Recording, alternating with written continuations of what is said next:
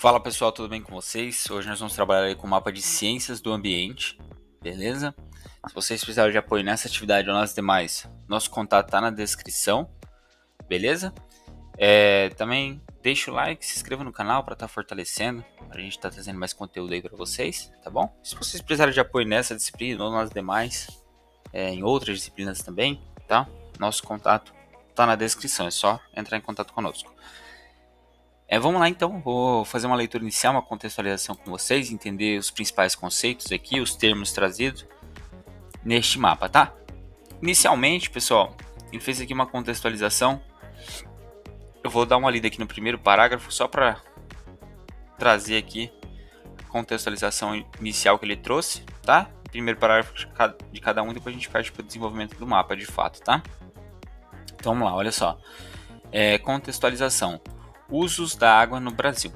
A demanda de água no Brasil passou por diversas transformações ao longo da sua história, impulsionadas pelo crescimento populacional, urbanização, desenvolvimento industrial e mudanças no estilo de vida da sociedade. A demanda no país vem crescendo continuamente ao longo dos anos, com destaque para o abastecimento humano,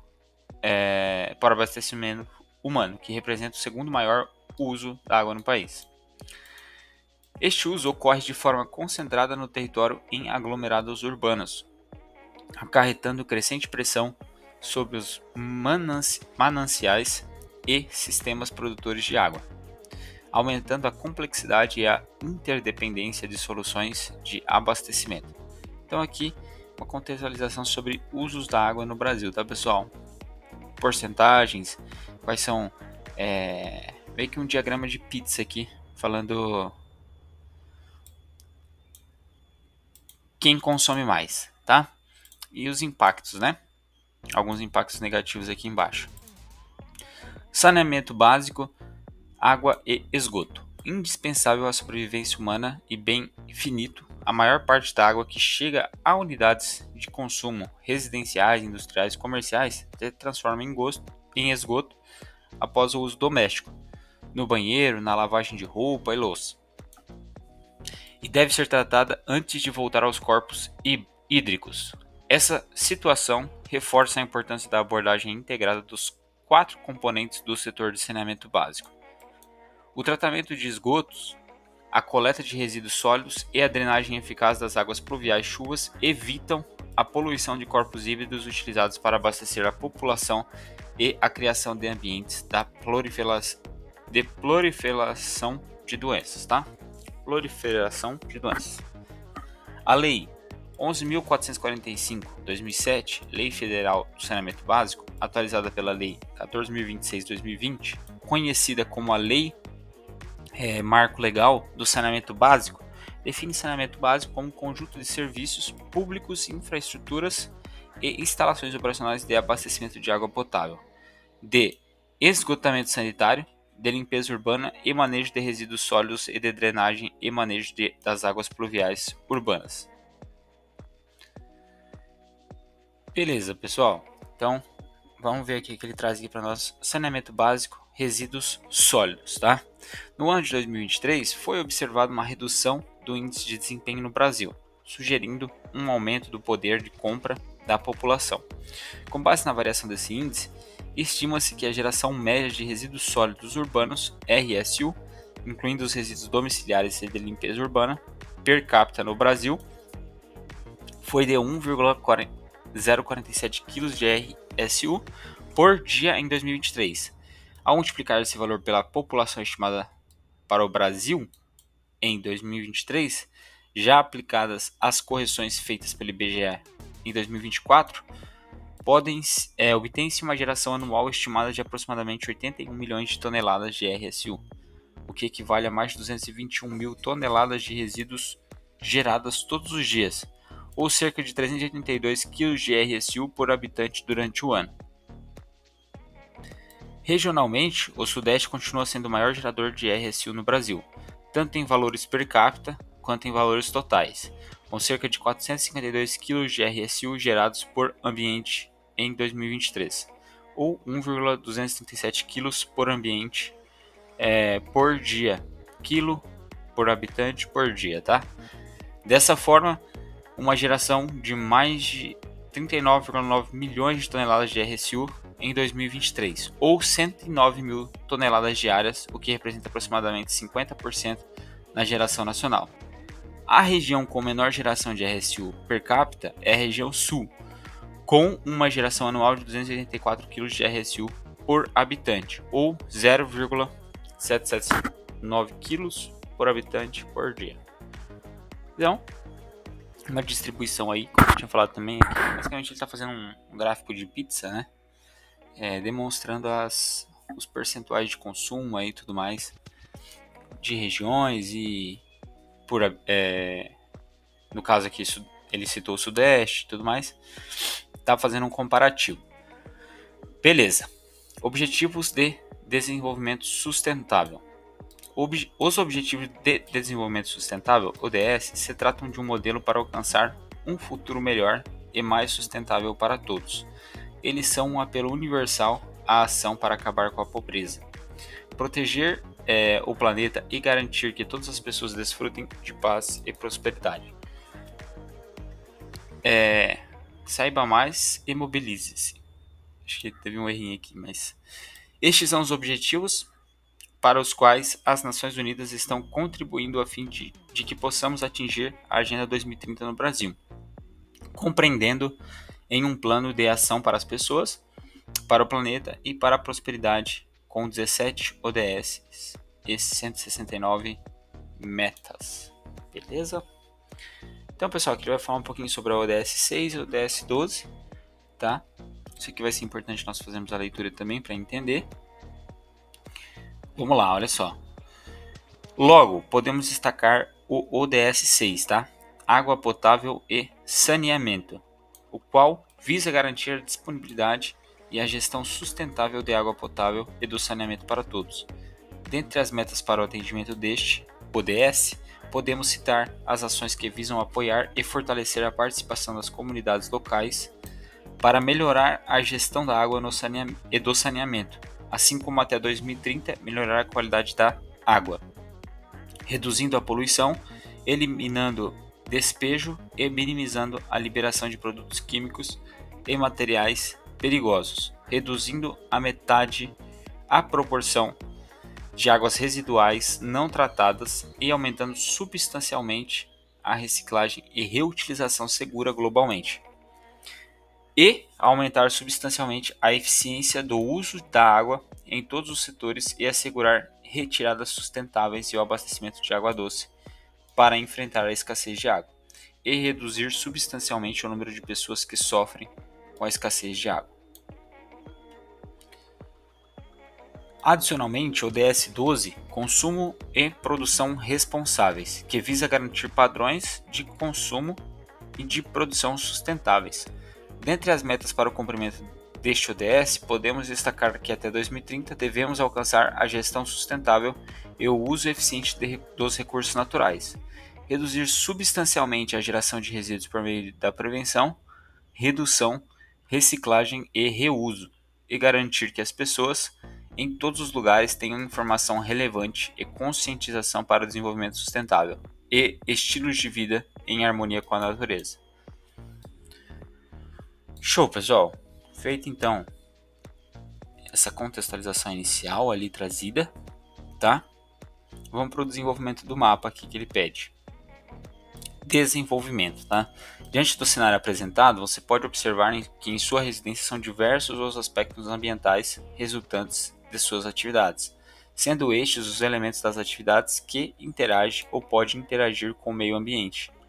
Dessa forma, os principais aspectos ambientais em nossas residências, em que podemos citar, são o consumo de água, a geração de efluentes líquidos, esgoto sanitário, a geração de resíduos sólidos e o consumo de energia elétrica.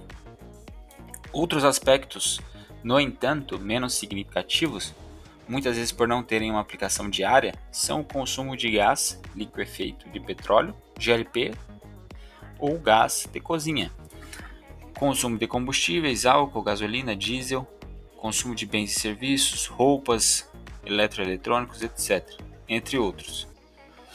Logo, para cada aspecto ambiental, podemos ter um ou mais impactos ambientais, sendo este a modificação do meio ambiente, tanto adversa quanto benéfica, total ou parcialmente resultante dos aspectos ambientais. Dessa forma, para cada aspecto ambiental em nosso cotidiano, estes podem resultar em impactos ambientais, como esgotamento de recursos naturais, devido ao consumo de água, energia, alimentos, combustível, madeira, roupas, eletroeletrônicos e outros, assim como a alteração da qualidade ambiental da água, solo e ar devido à geração de poluentes, incluindo resíduos sólidos, efluentes líquidos, emissões gasosas e outros, tá?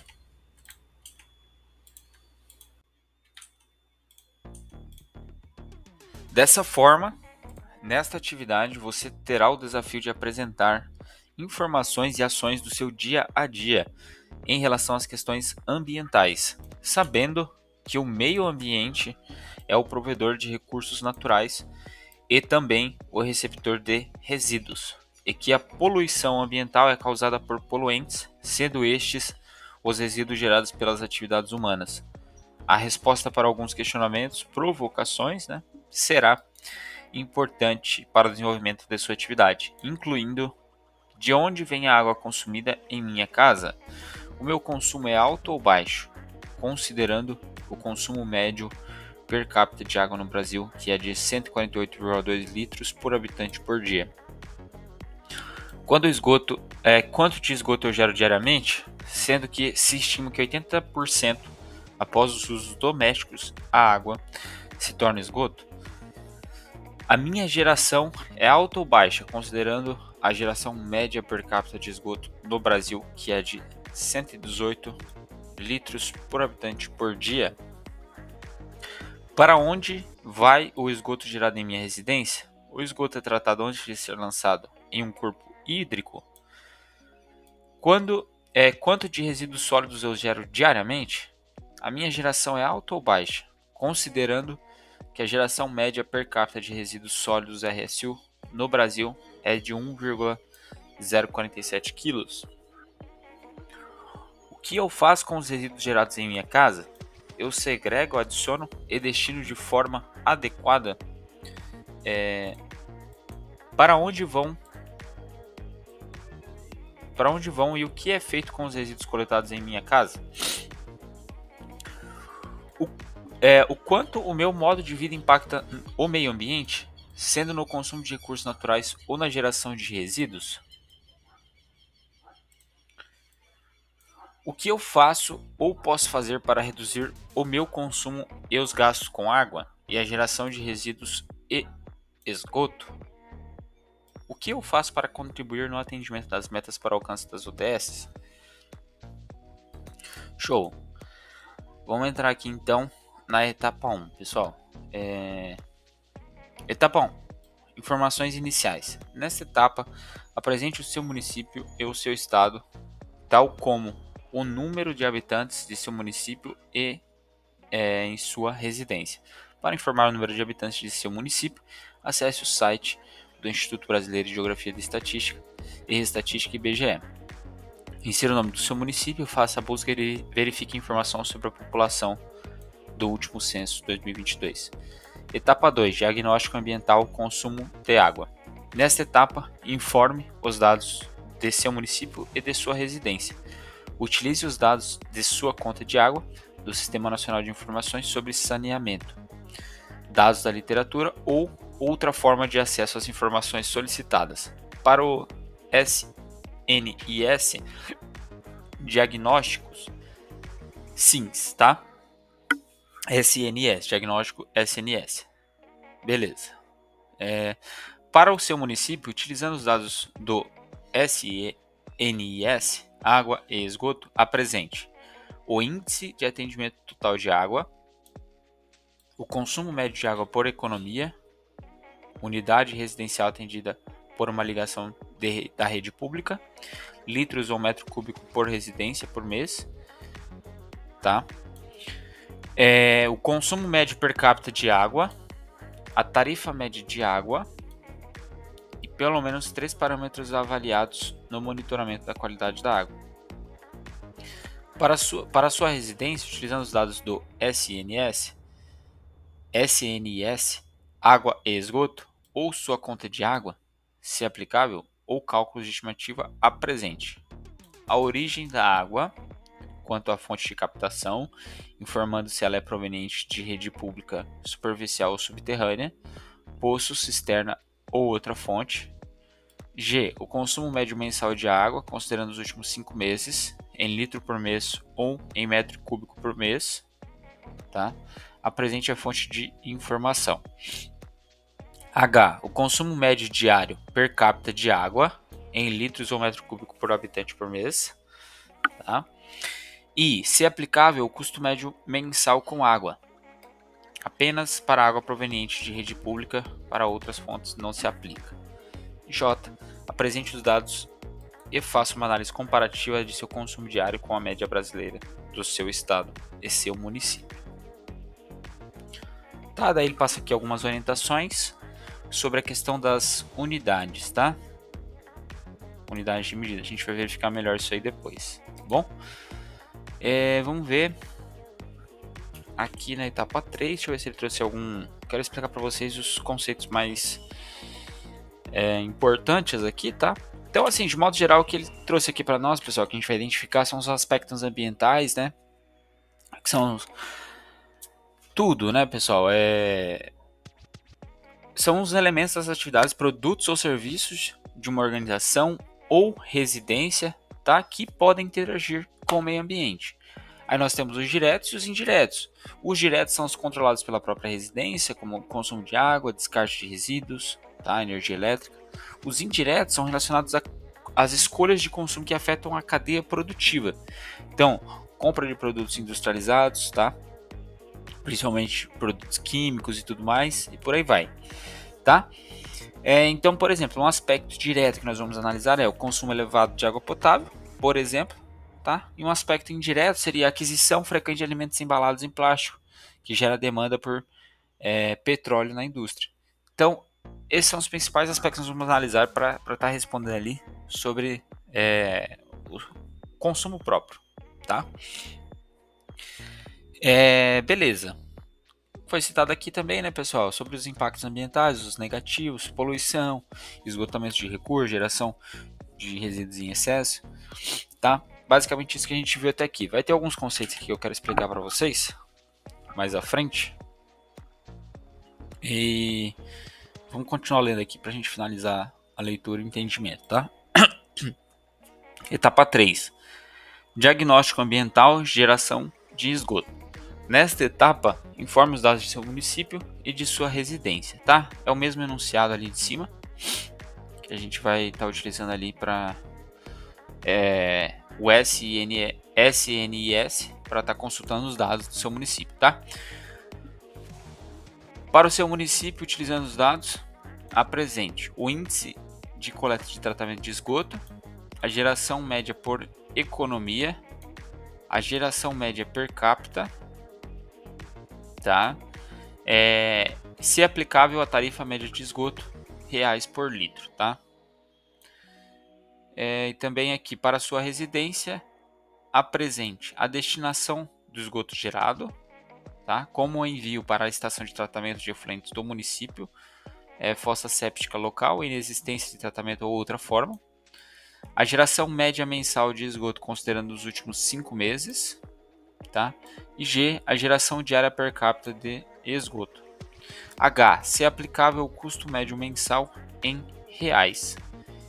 E apresente os dados e faça uma análise comparativa da sua geração com a média brasileira do seu estado e do seu município.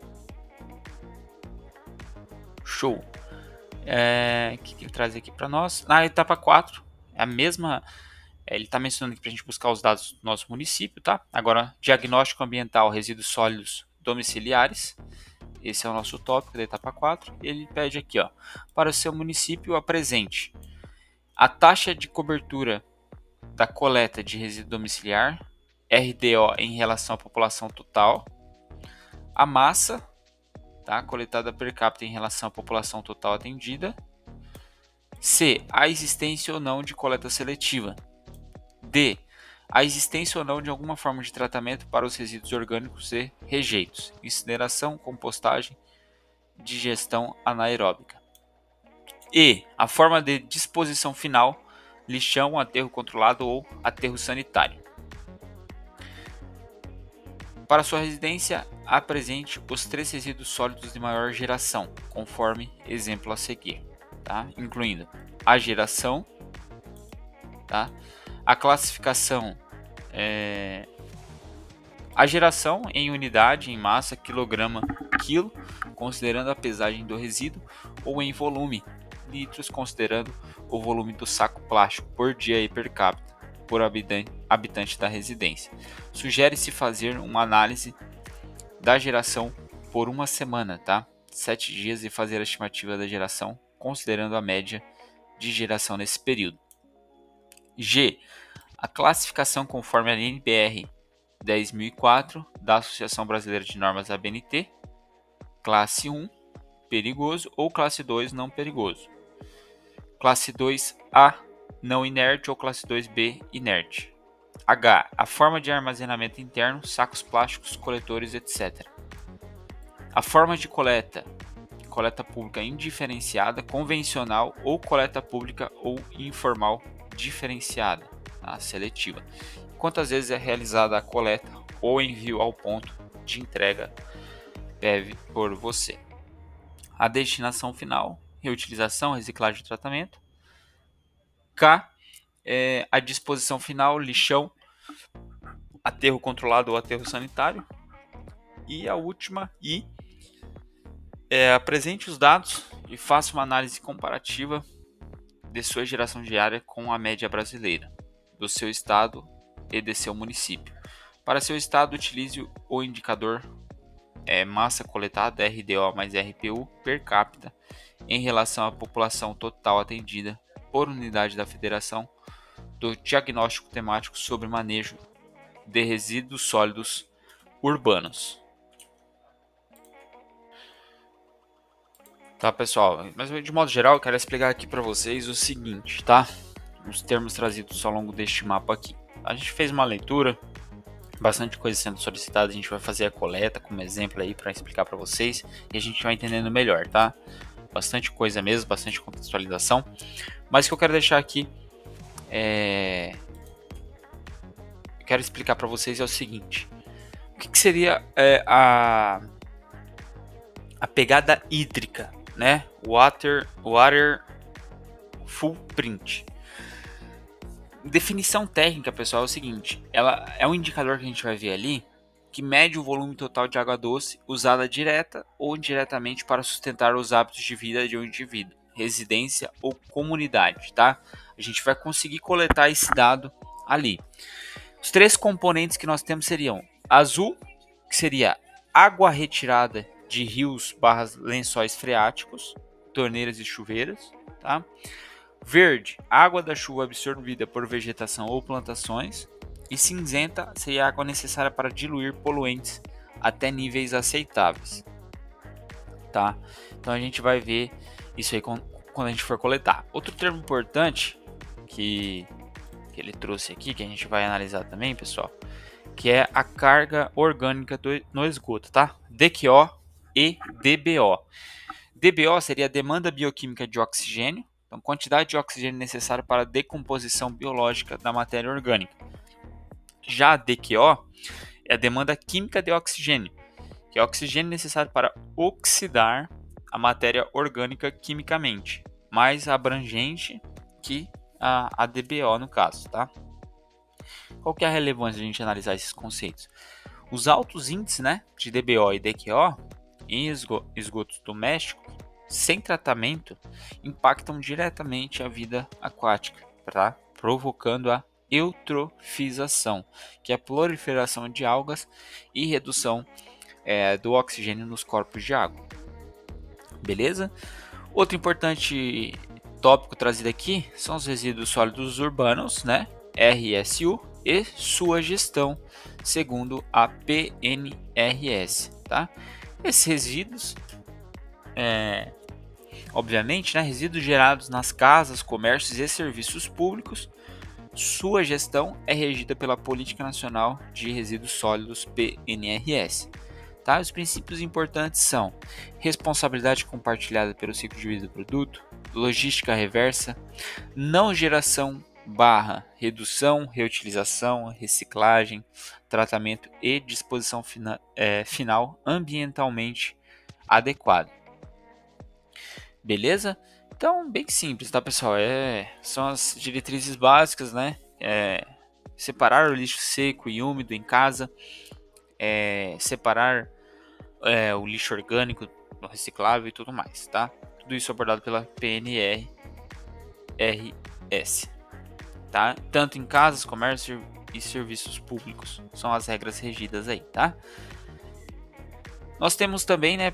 Eu citei ali para vocês a eutrofização, né?